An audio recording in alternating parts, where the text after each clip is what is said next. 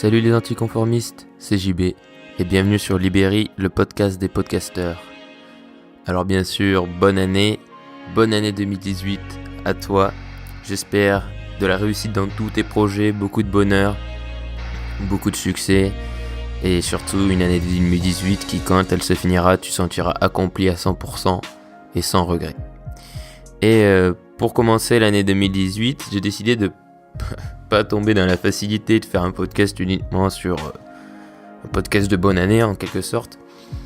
Et je voulais parler d'un truc qui est vraiment un sujet qui me tient à cœur depuis extrêmement longtemps, que j'avais jamais trop abordé excepté dans un ou deux sujets, dans un ou deux podcasts et dans un article sur mon ancien blog, qui est le web marketing et tous ces vendeurs de rêves. Et il y a 2 semaines, j'en ai parlé dans un vlogcast où j'en ai parlé du coup tout à fait naturellement, où c'était venu tout seul, sans une préparation, sans que je me dise demain je vais parler de ça ou quoi. Et il se trouve que ce vlogcast a complètement explosé mes compteurs, puisqu'il est de loin celui qui a été le plus écouté, l'épisode le plus écouté. Et donc je me suis demandé ou si c'était à cause du vlogcast, donc le format, ou à cause du contenu, ou les deux. Et dans ce sujet, donc je l'ai réécouté ce vlogcast, et donc j'en parlais sur un cas ou deux précis. Mais le web marketing et ma vision du web marketing est vraiment un truc auquel je suis très attaché, et auquel j'ai un avis assez, je pense, dur et totalement subjectif, et même certainement subjectif. Mais je veux te le partager avec toi. Alors si tu te dis le web marketing c'est quoi et qu'est-ce que je veux dire par vendeur de rêve, etc. C'est le web marketing, c'est vendre par internet, tout simplement, on va dire en grossir les traits. Et les vendeurs de rêve, c'est les gens qui ont utilisé le web marketing pour non seulement détruire des formats, à mon sens, ou entacher des formats ou une intention qui est bonne, et rendre quelque chose juste pour faire de l'argent et faire tourner l'industrie, faire tourner le système. Et pour moi, le problème, c'est que ces gens donc, qui vont vivre d'une certaine façon, qui la plupart du temps vendent des formations ou vendent des produits sur Internet, il y a un problème qui est assez important pour moi, que ce ne sont pas forcément des vendeurs de rêve, mais qui est un système qui n'est pas viable, ou du moins qui n'est pas viable pour les deux parties, c'est-à-dire le client et le vendeur, dans la plupart des cas. Excepté certains cas que j'ai déjà mentionnés, que je vais rementionner au cours de ce podcast. Je vais pas donner de nom, de personnes que je pense faire des trucs mauvais, entre guillemets. Tout est relatif, c'est que mon opinion. Mais je donnerai, entre guillemets, des gens que je respecte, et tu te doutes sûrement de qui je vais parler. Et donc le premier problème pour moi, c'est l'effet de mode, que le web marketing est constamment en train de chercher une nouvelle mode pour vendre des formations, vendre des trucs, créer des sites, des blogs qui vont parler d'un sujet pour vendre des formations à ce sujet-là. Et c'est un cycle, c'est-à-dire que des fois, il va y avoir des sites de web marketing sur le web marketing, et c'est quelque chose qui revient assez souvent, même si c'est extrêmement bouché. Ensuite, il va y avoir les modes, vraiment les modes hyper courtes, du style, tout ce qui est e-commerce, dropshipping, machin, ça a marché, ça marche encore, mais ça marche beaucoup moins bien, puisque forcément, vu qu'il y a eu plus de monde qui s'est mis dessus, le prix des pubs, Facebook notamment, a augmenté. Il y a eu certaines mises à jour de certains trucs qui ont fait que aujourd'hui c'est moins favorable qu'avant, même si ça peut toujours marcher. Mais là où les gens sont malins, c'est que les gens qui, eux, sont un peu à l'affût de ces modes, et donc vont être là au début, et donc par exemple les premiers mecs qui ont fait vraiment beaucoup d'argent avec le e-commerce, genre 20-50 000 euros par mois plus, ont ensuite, une fois que ça a un peu dégringolé, vendu des formations là-dessus. C'est-à-dire que maintenant que c'est foutu, tiens, viens, lance-toi, toi aussi c'est possible. Et je partage pas du tout cette vision, parce qu'à mon sens, même si ça peut encore marcher, ça va forcément moins bien marcher qu'avec eux. Et donc au final, ils vendent un peu du rêve en disant que ça va être facile comme ça l'était pour eux, alors qu'ils savent, je pense très bien au fond d'eux, que si on a les mêmes moyens qu'au début, aujourd'hui c'est plus possible. Ensuite, les blogs, n'en parlons pas. Les blogs, ça va être un coup de gueule constant, mais moi il y a un truc que je déteste par-dessus tout, c'est les pop-up e-book. Je pense qu'il n'y a pas d'autre moyen d'appeler ça, c'est-à-dire t'arrives sur un site pop-up, tu vas avoir les 7 clés pour réussir dans ta vie, tu vas avoir les 7 machins, les 10, les 12, les 70, tout ce que tu veux, clique ici, on t'envoie un e-book, et puis ensuite pendant une semaine tu reçois un mail tous les jours. Au début, c'est viens voir ma vidéo, viens voir ceci. Et puis ensuite, c'est formation, achète, promotion, etc. Et donc les e-books sont juste là pour, en gros, c'est la canne à pêche qui sert à remonter le poisson, quoi. Et ça m'énerve, parce que la plupart du temps, dans ces e-books, il n'y a pas beaucoup de matière. C'est-à-dire qu'une fois que tu as ouvert l'e-book, tu comprends bien pourquoi il était là, l'e-book. C'est-à-dire que c'était vraiment pour récupérer ton email. Et ensuite, forcément, si tu veux savoir la vraie truc, ou si tu veux vraiment avoir tout le savoir, eh bien, il faudra acheter la formation. Et c'est normal de vendre des formations, puis c'est normal de vendre le travail de recherche. Mais après, ce qui est pas normal, c'est d'avouer, certains l'ont fait, avouer que si tu veux, c'est évident, c'est que forcément, la logique avec le web marketing, j'ai l'impression que c'est un peu confus mon podcast, mais c'est parce que c'est un peu émotionnel. La logique avec le web marketing, c'est que si tu veux, en donnant du contenu, en donnant des choses gratuites, les gens vont ensuite payer. Ce qui est très bien, ce qui est super, je veux dire, si tu aides les gens, que tu leur apportes de la valeur, qu'ils payent ou pas, enfin voilà, moi je m'en fiche. Je débat pas sur ce principe-là.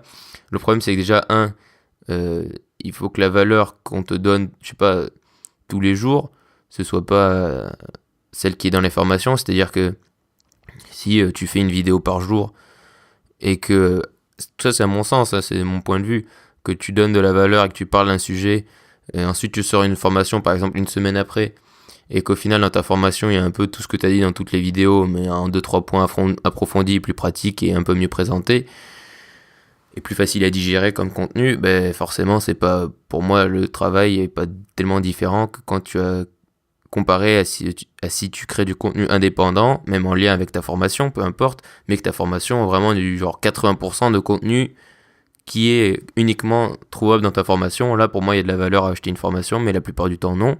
Parce que la plupart de ces mecs avouent que, en gros, leur contenu gratuit, c'est le contenu qui est dans leur formation. C'est juste que les formations, c'est condensé, c'est un peu rendu plus lisible et plus facilement applicable. Mais sinon, après, c'est le même contenu. Et donc, au final, les gars, de toute façon, tout ce qu'ils cherchent, c'est l'automatisation absolue. Et pour moi, il n'y a aucun problème avec l'automatisation. Mais quand la fin en soi, c'est au détriment du client, bah là, c'est vraiment se foutre de la gueule du monde. Et ça vaut pas mieux que que les mecs qui vendaient des fioles en disant que ça allait te guérir. Ou les gens qui te vendent des produits, des gadgets qui au final se pètent la gueule au bout d'une semaine. Pour moi, ça vaut pas mieux de vendre ce genre de produits de cette façon-là. Après, pour parler des gens qui font ça bien, Antoine BM ou Jean Rivière, enfin voilà, des mecs qui assument leur lifestyle et le fait qu'au final ils travaillent, surtout Antoine BM assume, tu sais, qu'il travaille qu'il travaille assez peu pour ce qu'il fait et qu'il a des super résultats. Je trouve ça très bien parce que déjà, il l'assume. Et deux, il court pas vers l'automatisation, c'est-à-dire qu'au final, et comme il le dit, je crois, il l'a dit lui-même, c'est un peu de l'artisanat ce qu'il fait, c'est-à-dire qu'il n'a pas une équipe de 15 personnes qui répondent aux emails, qui font son contenu. Je veux dire, son contenu, c'est lui qui le fait, c'est lui qui l'enregistre, il le fait de façon très simple, certes, mais il le fait. Et c'est pas un autre qui va le faire, qui va le filmer ou quoi, même quand il faisait ses vidéos, voilà, c'est lui qui faisait tout. Alors que tout ça, c'est des mecs qui, une fois qu'ils ont un peu d'argent, vont réinvestir la moitié pour tout déléguer, courir vers l'automatisation folle, amasser le plus d'argent, trouver la nouvelle mode et voilà. Et là, la nouvelle mode, elle arrive à plein fer, c'est les crypto-monnaies. C'est-à-dire que le nombre de blogs, de sites, de trucs où les gens commencent à te parler de crypto-monnaies, c'est très bien. Mais si tu veux, c'est un effet de mode, c'est-à-dire que, à part si t'es vraiment un passionné, j'ai l'impression qu'en fait, pendant des années, il y avait personne qui était passionné à propos de ça, et maintenant, c'est la folie, c'est la folie. Le nombre de gens qui disent, je suis passionné par les crypto-monnaies, je veux faire un vlog et vendre des formations, c'est quand même assez marrant que pile au moment où le Bitcoin valait très cher, il y a cet élan, quoi. Mais bref, je suis un petit peu cynique en ce début d'année. Mais bref. Et du coup, il y a beaucoup de blogs et de trucs comme ça qui se créent sur les crypto-monnaies qui vont arriver là-dessus, comme c'est arrivé sur le e-commerce. Et au final, le problème, moi, ce qui me gêne, c'est que le web marketing a un peu tendance à détruire des choses qui sont très bien à la base, du style les blogs. Les blogs, c'est très bien, c'est des gens qui partagent leur passion à l'origine gratuitement. Forcément, si tu peux en vivre, c'est très bien, mais après, quand tu l'utilises pour le mal et que ça détruit, à mon sens, toute la sphère blogging, parce que moi, c'est vraiment un truc qui m'énerve, c'est e-book, machin. Là, quand tu arrives sur un blog qui, déjà, la plupart du temps, ils se ressemblent à peu près tous, et qu'ensuite on t'envoie un e-book et que tout le processus commence, c'est énervant. Du coup, moi, maintenant, le seul endroit où je vais lire des articles, c'est sur Medium. Medium, si tu connais pas, c'est la plateforme, c'est le réseau social du blogging. Donc, ça te permet de suivre des gens qui partagent des articles longs. Et c'est très bien, c'est ultra bien présenté, c'est épuré, il n'y a pas de pop-up, de trucs comme ça. C'est génial et je trouve qu'il y a énormément de valeur sur Medium et tu sens que c'est beaucoup de gens qui apportent de la valeur pour apporter de la valeur et pas forcément pour que tu ailles leur acheter un produit après. Donc Medium, comme les gens qui sont médiums, ça s'écrit pareil. Ensuite, pour revenir sur vraiment un des autres problèmes du web marketing, c'est aussi l'aide au final au client. Alors moi j'ai un rapport subjectif dans ma tête qui est complètement faux sûrement, qui est qu'en gros 20% des gens vont tirer de la valeur de ta formation, d'une formation par exemple. Puisque la plupart, c'est pas forcément, ça n'a aucun lien déjà à mon sens avec la qualité de la formation en elle-même, mais la plupart n'en feront rien sur le long terme ou moyen terme, c'est-à-dire que beaucoup vont faire des petits trucs sur quelques semaines, quelques mois max, mais après n'en feront rien, alors que c'est souvent des choses qui nécessitent de la patience et de la persévérance. Ensuite, il y en a qui seront, et c'est pour moi le plus gros problème, et c'est le problème que j'ai quasiment toujours eu à chaque formation que j'ai achetée, c'est que c'est le sentiment que la formation n'est pas adaptée pour moi. C'est-à-dire que je vois un truc, je fais ouais c'est très bien, mais moi j'ai cette question, c'est pas adapté. D'où à mon sens que le coaching est plus pertinent, même si forcément vu que tu peux pas coacher 3000 personnes, eh ben, il est moins utilisé et souvent très délaissé ou alors tu dois le payer au prix cher. Mais à mon sens le coaching est beaucoup plus adapté que des formations grande échelle, excepté pour des trucs très pratiques. Et donc cette notion de pas adapter, pour moi c'est quelque chose que j'ai toujours ressenti, du coup je me suis toujours senti à côté de la formation, à part quelques-unes, mais sinon à chaque fois je me disais oh ben c'est bien mais c'est pas adapté. Ensuite, il y a le côté pratique, et qui est à mon sens aussi le plus important, c'est-à-dire que souvent, les gens qui vendent des formations n'ont pas de process ou n'ont pas de trucs très pratiques, et du coup ça demande des efforts à mettre en place, et du coup tu peux te retrouver avec des formations pourries parce que le gars il est peut-être très bon mais il a pas de côté pratique, il a pas su te vendre la formation et du coup t'es pas dans son esprit, t'as du mal à appliquer ses conseils. Et il y a beaucoup de formations, c'est à dire que moi acheter une formation sur comment construire ma cabane de jardin, si admettons déjà regarde, si tu veux faire une cabane de jardin qui ressemble j'en sais rien, je dis n'importe quoi pour que ce soit bien visuel, à un château fort du Moyen-Âge, et que le mec, sa formation, c'est sur comment construire une cabane de jardin qui ressemble à Versailles. Bon, bah, c'est pas du tout les mêmes, c'est pas du tout les mêmes bâtiments, c'est pas du tout les mêmes dessins, et même si quand même quelques principes seront les mêmes, bah déjà ce sera pas adapté à ta situation, et ensuite, même si c'est très pratique, eh ben ça marchera pas puisque toi tu veux pas construire Versailles, tu veux construire un château fort. Et ben pour moi c'est la même chose avec les formations. C'est-à-dire que déjà c'est très rarement adapté parce que même si si tu as un projet de créer un blog, déjà, bim, t'as pas le même sujet de blog que la personne qui va te faire la formation. Et moi, je ne crois pas du tout au fait que, genre, quand on te met les mecs qui vont te faire des exemples de blog en disant mon super blog machin, tu vois, ça marche très bien. Moi, j'y crois pas, tout simplement parce que non, je veux dire, les thématiques sont différentes, donc forcément les cibles sont différentes, donc ça peut jamais être la même chose et ça peut jamais être reproduit à l'identique et marcher à l'identique, à mon sens. Et ensuite, souvent, c'est aussi des trucs qui sont, je veux dire, pas pratiques dans le sens où, au final, être bon à avoir un blog, c'est pas juste un truc de web marketing, c'est aussi déjà, c'est évident, mais c'est savoir bien écrire. Je veux dire, moi, les mecs, j'avais pris des formations quand j'ai créé mon blog sur comment créer son blog, enfin voilà, comment le créer déjà, pratiquement, et là-dessus, c'était le plus utile pour moi, au final, puisque même après, j'ai dû en refaire un, et du coup, ce côté très pratique de création, de technique, m'a bien servi, et là-dessus je suis très content d'avoir acheté des formations, mais pour tout ce qui est au final contenu, mais ça vaut rien, alors que c'est le contenu le truc le plus important sur un blog, c'est pas la gueule de ton blog, si t'as une super chaîne d'email ou quoi. Et les mecs qui te diront le contraire sont des menteurs, clairement, puisque ça ne pourra pas marcher. Tu pourras vendre sûrement quelques formations si je sais pas, si t'as investi vachement d'argent dans de la pub ou que t'as une super acquisition, tu vois, avec des petits trucs, mais ça marchera pas longtemps, comme d'habitude.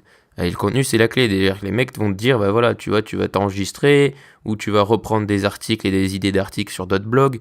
Enfin, c'est quand même horrible. Et en plus, ils t'apprennent pas à écrire, alors que moi, au final, si je devais faire une formation, avoir un blog qui marche, c'est le premier truc que je ferais, c'est apprendre à bien écrire, pas seulement du point de vue orthographique, mais aussi de la syntaxe. Enfin voilà, comment t'écris, si ça intéresse les gens. Enfin voilà, c'est un art de bien écrire. Comme c'est un art de bien chanter ou de bien parler. Et d'ailleurs, c'est exactement pour ça que j'ai arrêté le blog et qu'aujourd'hui, je me lance un petit peu à faire des petits articles moins ambitieux pour pas mettre la pression. C'est-à-dire que voilà, mon contenu principal, c'est pas le blog, c'est pas des articles, mais je fais des petits articles sur Medium, qu'ensuite je poste sur Facebook pour m'entraîner, mais avec moins de pression qu'avant, sans en faire mon truc essentiel qui est le blog, quoi. Voilà. Et du coup, à mon sens, c'est ce qu'on devrait apprendre en premier, c'est bloguer, c'est écrire en fait. Et moi, j'ai arrêté parce que je sais très bien que je suis une quiche absolue en orthographe. Enfin, je suis pas le pire des pires, mais voilà, j'ai du mal. Et j'y prenais pas plaisir aussi. Et ça joue aussi. C'est-à-dire que maintenant, il va y avoir plein d'autres modes. Regarde, les gars, ça y est, le web marketing où tu vends sur YouTube, ben ça existait. Alors après, ils vont pas détruire YouTube, à mon sens, comme ils ont détruit le blogging. Même si le blogging n'est pas mort, mais bon, voilà, c'est quand même, c'est plus l'âge d'or. Parce que YouTube est beaucoup plus gros et le divertissement est beaucoup plus présent. Mais déjà, voilà, ça fait un peu de monde sur YouTube qui veut te vendre des trucs en lien avec YouTube, sur comment être bon sur YouTube, etc.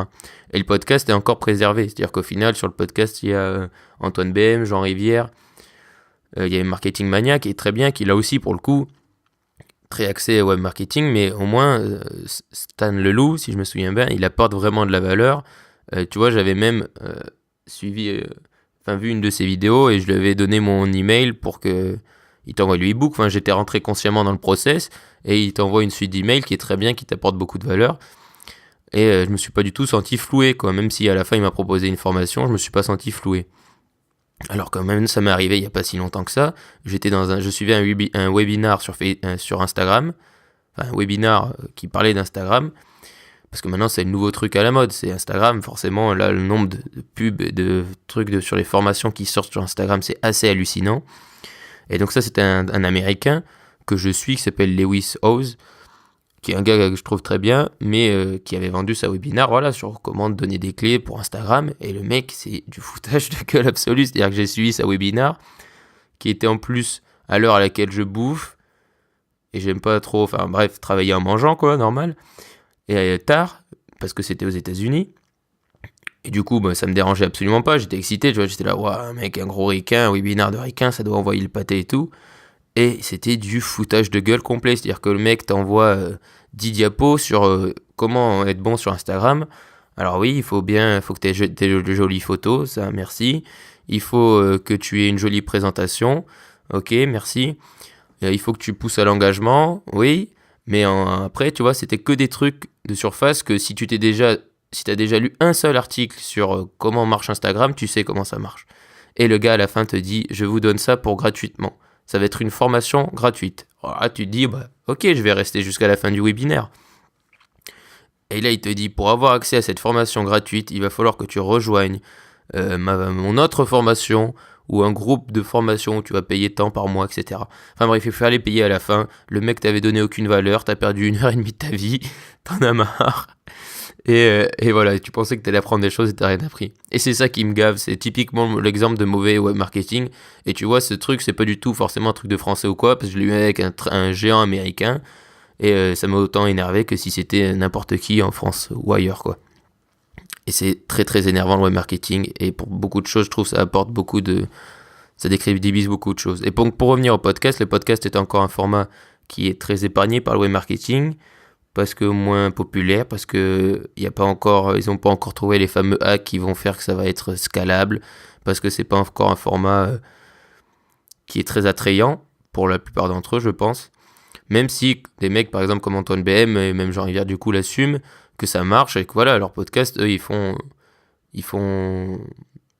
gagnent leur vie grâce à ça, ils vendent leurs produits, leurs formations grâce à ça, même s'ils sont sur du podcast. Après, est-ce que c'est parce que c'est du podcast ou est-ce que c'est parce qu'ils avaient déjà une audience avant ? Moi, personnellement, je pense que c'est plutôt parce qu'ils avaient une audience avant.